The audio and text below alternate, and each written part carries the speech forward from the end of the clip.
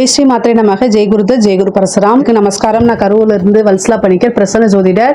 இன்னைக்கு நம்ம 2026ஆம் ஆண்டு புத்தாண்டு ராசி பலன்கள் தனுசு ராசிக்கு எப்படி இருக்குன்னு பார்க்க போறோம். வருடம் வந்து எப்போ பிறக்குது அப்படின்னா 2026ஆம் ஆண்டு வந்து எப்போ பிறக்குது அப்படின்னா மார்கழி மாதம் 15ஆம் தேதி புதன்கிழமை நள்ளிரவு 12 மணிக்கு கார்த்திகை நட்சத்திரம் ரிஷப ராசி துவாதசி திதி பாலவ கரணம் சுப யோகத்துல கன்னியா லக்னத்துல இந்த வருடம் வந்து பிறக்குது. இந்த வருடம் வந்து தனுசு ராசிக்கு எப்படி இருக்கும் அப்படின்னா சனி வந்து 4ஆம் இடத்துல அர்த்தாஷ்டம சனி. இந்த ஜூன் வரைக்கும் வந்து பாத்தீங்கன்னா குரு வந்து பாத்தீங்கன்னா உங்க ராசியை பார்ப்பாரு, 7ஆம் இடத்துல இருக்காரு. அதுக்கப்புறம் அஷ்டம குருவா போயிடுறாரு. இதுக்கப்புறம் ராகு வந்து பாத்தீங்கன்னா உங்களுக்கு 3லயும் கேது வந்து 9ஆம் இடத்துலயும் இருக்கும். வருட கடைசியில வந்து ராகு 2ஆம் இடத்துக்கு வந்துடும், குடும்பஸ்தானத்துக்கு வந்துடும். இது வந்து என்னன்னா சூப்பர் ஜாக்பாட் அடிக்க போகுது அப்படின்னு நான் பொய் சொல்ல மாட்டேன். ஓரளவு சமாளிக்கக்கூடிய இதுதான். ரொம்ப மோசமான சூழ்நிலைகள் இல்லை, ஆனால் சமாளிச்சிட முடியும். எப்படி அப்படின்னா ஒவ்வொரு விஷயத்தையும் நிறுத்தி நிதானமாக பண்ணணும். ஒவ்வொரு விஷயத்தை எடுக்கும்போது இதோடைய நல்ல விஷயங்கள் என்ன, இது கெட்ட விஷயங்கள் என்ன, இது பாசிட்டிவாக முடிஞ்சால் என்ன பலன், நெகட்டிவாக முடிஞ்சால் நம்ம எதிர்பார்க்காத மாதிரி முடிஞ்சால் இதை நம்ம எப்படி ஹேண்டில் பண்ணுறது அப்படிங்கிறத யோசிக்கணும். ஒரு விஷயத்தை எடுத்தால் அதுக்கு 2 பக்கம் இருக்கும் இல்லையா? ஸோ இதை நீங்கள் சிந்திச்சு செயல்பட்டாலே இந்த வருஷத்தை வெற்றிகரமான வருஷமாக உங்களால் மாற்ற முடியும். உங்கள் வாழ்க்கை உங்கள் கையிலங்கிற மாதிரி. தனுசு ராசி அப்படின்னாலே 2, அது வந்து என்னன்னா உபய ராசி. அப்போ 2 விஷயமா நீங்க பிளான் பண்ணிக்கணும். ஒரு பிளான் போடும்போது பிளான் ஏ பிளான் பி அப்படின்னு போட்டுக்கிட்டீங்கனாலே சூப்பர். ஏன் சொல்றேன் அப்படின்னா உங்களுடைய ராசியை வந்து 10ஆம் பார்வையை சனி வந்து பார்க்குது. எப்பெல்லாம் சந்திரனை சனி பார்க்குதோ அந்த டைம் வந்து பார்த்தீங்கன்னா நீங்க நினைச்ச விஷயங்கள் உங்களுக்கு ஃபேவரா மாறுறதுக்கு கடுமையா உழைக்கணும். பல தடவை முயற்சி பண்ணதுக்கு அப்புறம் தான் சக்சஸ் ஆகும். அதுக்காகத்தான் நான் இவ்வளவு தூரம் சொல்றேன். சரி, பிசினஸ் பொறுத்த வரைக்கும் எப்படி இருக்கும் அப்படின்னா உங்க ராசிக்கு 10ஆம் இடத்தை குரு பார்த்துறாரு, சனி பார்க்கறாரு. இதனால நல்ல அமைப்புகள் தான். சனி பார்வை வந்து உழைப்புக்கு நல்ல அமைப்பை கொடுத்துருங்க, நல்ல காசு பணம் கொடுக்கும். உழைப்பை பொறுத்த வரைக்கும் பிரச்சனையே கிடையாது. பொறுத்த வரைக்கும் உழைப்பு அப்படிங்கிறது வந்து நல்ல சாதகமான சூழ்நிலையை உருவாக்கி கொடுக்கும். நீங்க கடுமையாக உழைக்கிறீங்க, கஷ்டப்படுறீங்க அப்படின்னா பெரிய லெவல்ல சனினால உங்களுக்கு பாதிப்புகள் இருக்காது. ஆனா நீங்க சோம்பேறியா இருந்தீங்க அப்படின்னா நீங்க எதிர்பார்த்த ரிசல்ட்டை கொண்டு வர முடியாது. எல்லாமே தொட்டது எல்லாமே ஃபெயிலியர் ஆயிரும். இன்னும் விரக்தி மனநிலைக்கு போயிருவீங்க. அதனால வந்து என்னன்னா இந்த சனியோடைய பார்வை இருக்கனால நீங்க தொழில் பண்றவங்களா இருந்தா நல்லா ஓடணுங்க. அதாவது ஓடணும் மீன்ஸ் என்னன்னா இரவு பகல் பாராம உங்க தொழிலுக்காக உழைப்ப நீங்க போட்டீங்கன்னா மட்டும்தான் நீங்க நினைச்ச விஷயங்கள் நல்ல growth ஆகும். இல்லை அப்படின்னா நீங்க எதிர்பார்த்த விஷயங்கள் உங்களுக்கு காரியங்கள் எதுவுமே கை கூடாம போயிடும். அதனால ரொம்ப ரொம்ப கவனமாக கையாளுங்கன்னு தான் நான் சொல்லுவேன். குருவோடைய பார்வை வந்து உங்களுக்கு 6 மாசத்துக்கு இருக்கு. ஜூன் 2026 வரைக்கும் உங்க ராசியை பார்க்குது. அதனால எல்லாத்தையும் சமாளிக்கக்கூடிய திறமைகள் இருக்கு. இந்த ஜூன் மாசத்துக்கு அப்புறம் குரு வந்து அஷ்டமத்துக்கு போறாரு. அஷ்டமத்துக்கு போகும்போது குருவோடைய அனுகிரகம் இருக்காது. அப்போ எந்த ஒரு விஷயத்தையும் நிறுத்தி நிதானமா செய்யணும்.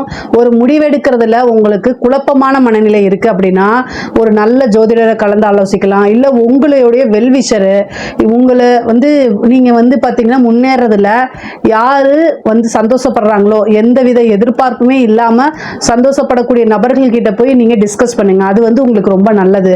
ஆனா அஷ்டமத்துல இருந்து 2ஆம் இடத்தை பார்க்கறாரு. நல்ல வருமானம் நிறைய 2ஆம் இடம்ங்கிறது பணம் அப்படிங்கக்கூடிய விஷயம். அதனால அதை பார்த்துறாரு. முக்கியமா நாளை பார்க்கறாரு. உற்பத்தி சார்ந்த தொழில்கள், மேனுஃபேக்சரிங், லாஜிஸ்டிக்ஸ் இது மாதிரி இருக்கிறதுக்குலாம் ரொம்ப ரொம்ப சூப்பருங்க. தனுசு ராசியில லாஜிஸ்டிக்ஸ் ஃபீல்டில் இருக்கிறீங்க அப்படின்னா ரொம்ப ரொம்ப சூப்பராக இருக்கும். மிகப்பெரிய லெவலில் உங்களுக்கு சக்ஸஸ், நல்ல வருமானம், முதலீடுகள்லாம் நல்ல ரெட்டிப்பாகிறதுக்கு உண்டான அமைப்புகள் இது எல்லாமே இருக்கு. உத்தியோகத்தை பொறுத்த வரைக்கும் எப்படி இருக்கு அப்படின்னா 6ஆம் இடம், உங்களுக்கு 6ஆம் இடத்தை சனி பார்க்குறாரு. அப்போ வந்து என்னன்னா நல்ல உழைப்பு போட்டீங்க அப்படின்னா கை மேல பலன் கிடைக்கும், நல்ல லாபம் வரும், சேலரி இன்க்ரிமெண்ட் கிடைக்கும். ஒர்க் ப்ரெஷரும் ஜாஸ்தியாக தான் இருக்கும், ஒர்க் பர்டன் ஜாஸ்தியாக தான் இருக்கும். சனியோடைய பார்வைங்கிறதுனால பணிச்சுமைகள் இருக்கும். நீங்க வேலை பார்க்கக்கூடிய இடத்துல தேவையில்லாத வார்த்தைகளை விடாதீங்க. நல்லதா இருந்தாலும் சரி கெட்டதா இருந்தாலும் சரி, தாமரை இலை தண்ணீர் எப்படி இருக்குமோ அது மாதிரி கூட வேலை பார்க்கவங்க கிட்ட ரிலேஷன்ஷிப்ல அப்படி இருங்க. ரொம்ப ஒட்டி உறவாடுனீங்க அப்படின்னா அது மனக்கசப்பையும் சங்கடங்களையும் ஏற்படுத்திடும். அதனால இந்த தடவை இதை தவிர்க்கிறது ரொம்ப ரொம்ப நல்லதுங்க. அதே மாதிரி படிச்சு முடிச்சுட்டு வேலை கிடைக்குமா, எனக்கு வேலையே கிடைக்க மாட்டேங்குதுன்னு கேட்டீங்கன்னா இந்த 2026ல கட்டாயம் உங்களுக்கு வேலை கிடைக்கும். நீங்க ஏன்னா பதவி ஸ்தானத்தை வந்து பாத்தீங்கன்னா யார் ஆக்குபை ஆக்குபை பண்ணியிருக்கா. சனி பார்த்து உங்களுக்கு 2, 3 குடையவர் சனி, அவர் வந்து 4ஆம் இடம் பதவி ஸ்தானத்துல போய் உட்கார்ந்துருக்காரு. அப்புறம் குருவோடைய அனுகிரகம் வேற வந்துருது. அதனால கட்டாயம் உங்களுக்குன்னு ஒரு வேலை உறுதியாக கிடைக்கும். 4ஆம் இடத்துல இருந்து 6ஆம் இடத்தை பார்க்குறாரு, சர்வீஸ் அப்படின்னு குறிக்கக்கூடியது. அதனால கண்டிப்பா உங்களுக்கு ஒரு நல்ல ஜாப். அதே மாதிரி கம்யூனிகேஷன்ஸ் ஐடி ஃபீல்டில் இருக்கவங்களுக்குலாம் இது சூப்பரான இது, நல்ல growth ஆகக்கூடிய அமைப்புகள்லாம் இருக்கு. நீங்க கட்டாயம் இதை யூஸ் பண்ணிக்கணும். அதே மாதிரி இந்த ரியல் எஸ்டேட் பிசினஸ் பண்றவங்கள, வீடு வாங்குறது விற்கிறது, இது மாதிரி brokerage கமிஷன் சார்ந்த ஒர்க்கு, இதெல்லாம் ரொம்ப அற்புதமா இருக்குது.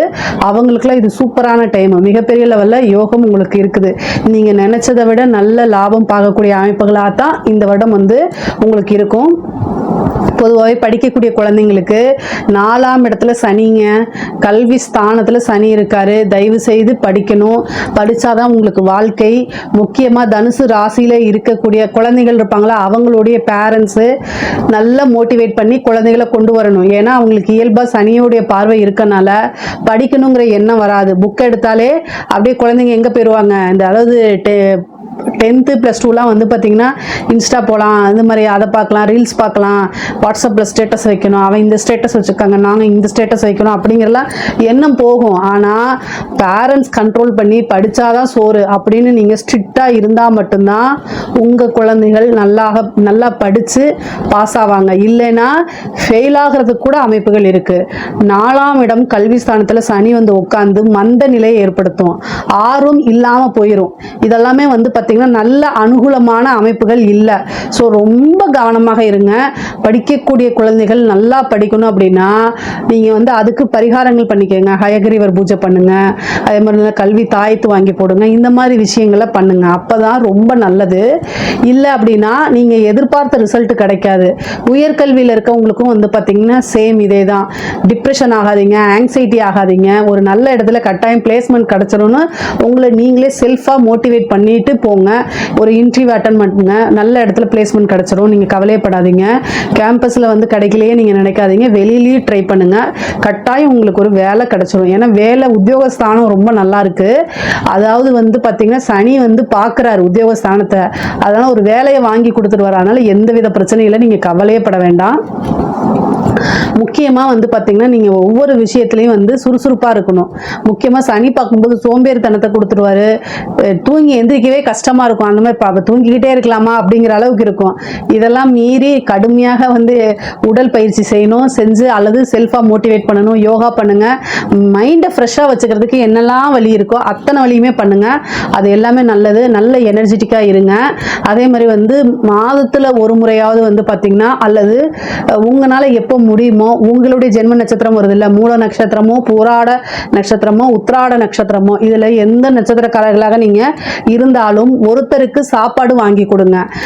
அதாவது வயதானவர்களோ அது பசியாக இருக்கிறாங்கல்ல, ரோட் சைடில் சாப்பாடு வாங்குறதுக்கு வழி இல்லாமல் பசியில் உட்காந்துருப்பாங்களா, அவங்கள மாதிரி ஆட்கள்கிட்ட போய் என்ன சாப்பிட்றீங்கன்னு கேளுங்க. பிரியாணின்னு சொன்னாங்கன்னா பிரியாணி வாங்கி கொடுத்துருங்க. இட்லின்னு சொன்னாங்கன்னா இட்லி வாங்கி கொடுத்துருங்க.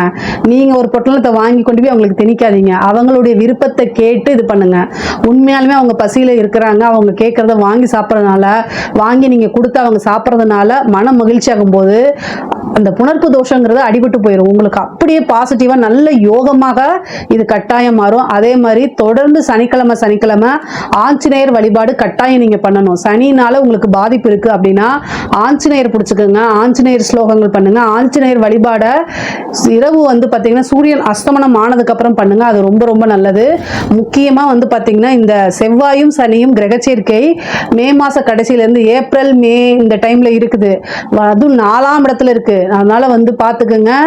4ஆம் இடத்துலேருந்து 10ஆம் இடத்தை பார்க்குது. வண்டி வாகனங்களில் போகும்போது கவனமாக போகணும். இல்லைன்னு வச்சுக்கோங்களேன், 10ஆம் இடம்ங்கிறது கருமம். ஸோ அதனால் அதை பார்த்துக்குங்க. உங்களால், அதாவது கருமம்னா நீங்கள் இறந்துட்டு போவீங்கன்னு நான் சொல்ல வரல, உங்களால் மற்றவங்களுக்கு ஆபத்துகள் இருக்குது. அதனால் கவனமாக இருங்கன்னு சொல்கிறேன். அதாவது 4ஆம் இடத்துல வந்து பார்த்தீங்க உங்களோட பர்த் ஹாரஸ்கோப்பில் வந்து சனி செவ்வாய் சேர்ந்துருக்கு அப்படின்னா, இப்போ கோச்சாரத்தில் சனி செவ்வாய் சேரும்போது ரொம்ப சூதானமாக இருக்கணும், ரொம்ப ஜாக்கிரதையாக ஒவ்வொரு விஷயத்தையும் பண்ணணும். இல்லைன்னு வச்சுக்கோங்க, என்ன ஆகும் தெரியுங்களா? செவ்வாய் வந்து பார்த்தீங்கன்னா ஸ்பீடாக போகக்கூடியது, சனி வந்து விபத்துகளை ஏற்படுத்தக்கூடியவர். அப்போ வந்து என்னன்னா நிதானம் இல்லாமையோ அல்லது வேற நீங்க கரெக்டா போனா கூட ஒரு நாய் குறுக்க வரும், அதனால விபத்துகள், இந்த மாதிரி விஷயங்கள் இருக்கும். அதனால போகும்போது ஹெல்மெட் போடணும், ரொம்ப ஸ்லோவா நிதானமா ஓட்டணும். வண்டி வாகனங்கள்ல போகும்போது ரொம்ப ரொம்ப நீங்க கவனமாக போகணும். ஏன் அப்படின்னா சனியும் செவ்வாயும் உங்களுக்கு 4ஆம் இடத்துல சேர்ந்துருக்கு. அதனால நீங்க கரெக்டா போனா கூட வந்து நாய் குறுக்கா வந்துச்சுன்னா என்ன பண்றது? அதனால அது வந்து என்ன 10ஆம் இடத்தை பாக்குதுங்க. ஸோ அதனால இந்த பிரச்சனைகள் இருக்கிறதுனால மைண்டு சரியில்லை அப்படின்னா வண்டி வாகனங்களை ஓட்டாதீங்க. இல்லை நீங்கள் உத்தியோக விஷயமாவோ அல்லது வந்து பிஸ்னஸ் விஷயமாவோ வெளியூர் போறீங்க, அர்ஜென்ட்டாக போய் ஆகணும் அப்படின்னா ஒரு ஆக்டிங் டிரைவரை போட்டு போங்க. அப்படி இல்லையா ட்ரெயின் புக் பண்ணி போங்க, பஸ் புக் பண்ணி போங்க, ஃப்ளைட்டில் கூட போங்க. காசு செலவாகுதேன்னு பார்க்காதீங்க. ஆனால் நீங்களே ஏதாவது இதாகும்போது அதுக்கு பெரிய விபத்து கண்டாகுது, அதனால வந்து நிறைய செலவாகும் இல்லைங்களா? அதனால இதெல்லாம் தவிர்த்துருங்க. 4ஆம் இடம்ங்கிறது வண்டி வாகனங்கள் ஸ்தானம். அது மட்டும் இல்லை, உங்களுக்கு சனியும் செவ்வாயும் 4ஆம் இடத்துல சேர்ந்துருக்கு. அப்போ கால சூழ்நிலைகள் சரியில்லாத போது நம்ம வந்து எது ஃபேவராக இருக்கோ அதை மாற்றிக்கிறது ரொம்ப ரொம்ப நல்லது. இந்த தனுசு ராசியில் இருக்கக்கூடிய உங்களுக்கு வந்து பார்த்தீங்கன்னா கலத்திர ஸ்தானம் திருமணம் ஆகுமான்னு பார்த்தா திருமணம் ஆகிறதுக்கு வந்து குருபலம் இருக்குது. 6 மாத காலம் வந்து பரிபூரணமான குருபலம் இருக்கு. இந்த 6 மாதத்துக்குள்ள நீங்க திருமணம் தை மாதத்துக்குள்ளே சில பேருக்கு வந்து திருமணம் நடக்கிறதுக்கு உண்டான அமைப்புகள்லாம் இருக்குது. அதுக்கப்புறம் அஷ்டமத்து குரு போயிடுச்சு அப்படின்னா 6 மாசம் வந்து உங்களுக்கு குருபலம் இல்லை. பொதுவாகவே வந்து இந்த 6 மாத காலம் மட்டும்தான் உங்களுக்கு குருபலம் இருக்கு. புத்திர பாக்கியம் இருக்கான்னு பார்த்தா 5ஆம் இடத்துக்கு சனியோடைய பார்வை, ராகு கேது பார்வை, அந்த மாதிரி எதுவுமே இல்லை. கோச்சார ரீதியா இல்லை.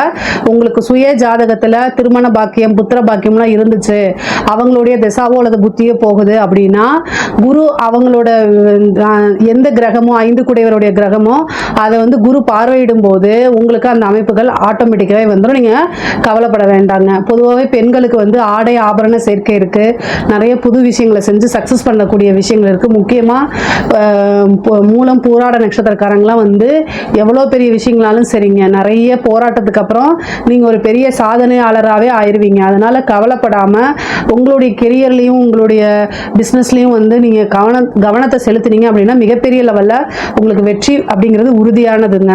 காசு பணம் நல்லா சம்பாதிக்க முடியும். குடும்பத்தில் வந்து அப்பப்போ சண்டை சச்சரவுகள் வாக்குவாதங்கள் இருக்கும். கணவருக்கு வந்து பார்த்தீங்கன்னா தேக ஆரோக்கியத்தில் பிரச்சனைகள் இருக்குது. ஸோ அதனால் அவரை நீங்கள் டேக் கேர் பண்ணுறது ரொம்ப ரொம்ப அவசியமானது. அஷ்டமத்து குரு வந்து மாங்கல்ய ஸ்தானத்துக்கு கெடுபலனை உண்டு பண்ணும். ஸோ அதனால் கணவருடைய தேக ஆரோக்கியத்தில் கவனமாக இருங்க. நிறைய பேருக்கு வந்து அஷ்டமத்து குரு வந்து 2ஆம் இடம் காசு பணம் வரும் அப்படின்னு நினைப்பீங்க. மாங்கல்ய ஸ்தானமா இருக்கனால அதுல ரொம்ப ரொம்ப கவனம் செலுத்துறது நல்லது. தேவையில்லாத நபர்கள்கிட்டயோ அறிமுகம் இல்லாத நபர்கள்கிட்டயோ பேசுறத அவாய்ட் பண்ணிக்கோங்க. உங்களுடைய பேருக்கு களங்கம் விளைவிக்கிற மாதிரி யாராவது ஒரு இன்சிடென்ட்டை கொடுத்துருவாரு. ஸோ குரு வந்து அஷ்டமத்துங்கும் போது பேரு அவமானங்கள் இந்த மாதிரி விஷயங்கள்லாம் கொடுத்துரும். அதனால ரொம்ப ரொம்ப கவனமாக இருங்க. வண்டி வாகனங்களை போகும்போது நீங்களும் கவனமாக இருங்க. பொதுவாகவே வந்து வீடு கட்டக்கூடிய அமைப்புகள் இருக்கு. 4ஆம் இடத்துங்கிறதுனால சனி உங்களுக்கு குருவோடைய பார்வையில் வராரு. அப்போ வீடு கட்டக்கூடிய அமைப்புகள் இருக்கு. சில பேருக்கு கட்டின வீடையே வந்து வாங்கக்கூடிய அமைப்புகள்லாம் இருக்குங்க.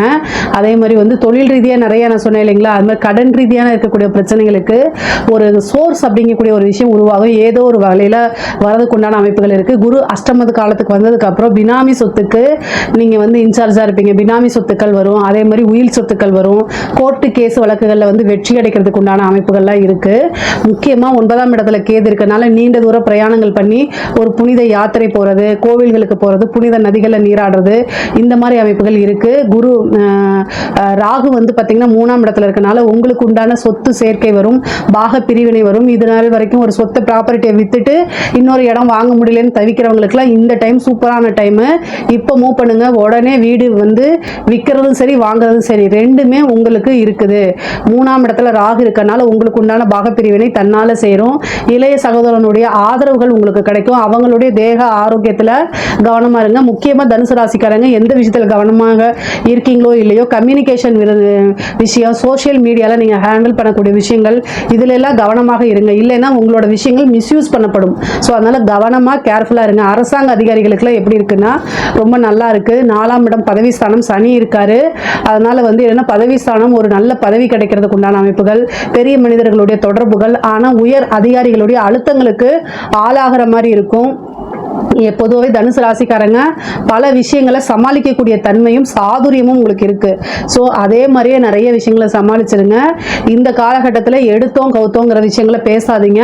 அஷ்டமத்தில் குரு வரக்கூடிய காலகட்டங்களில் நம்மளை காப்பாற்றுறதுக்கு பெருசாக யாரும் சப்போர்ட் பண்ண மாட்டாங்க. அதனால இந்த காலகட்டங்களில் ரொம்ப ரொம்ப ஜாக்கிரதையாக இருங்க. இல்லை அப்படின்னா பிரச்சனைகளை ஹேண்டில் பண்ணுற மாதிரி இருக்கும். ரொம்ப ஜாக்கிரதையாக இருந்துக்கங்க. அரசியல்வாதிகளை பொறுத்த வரைக்கும் இந்த பதவி ஸ்தானத்தில் சனி இருக்கு, குரு அஷ்டமத்துக்கு போறாரு.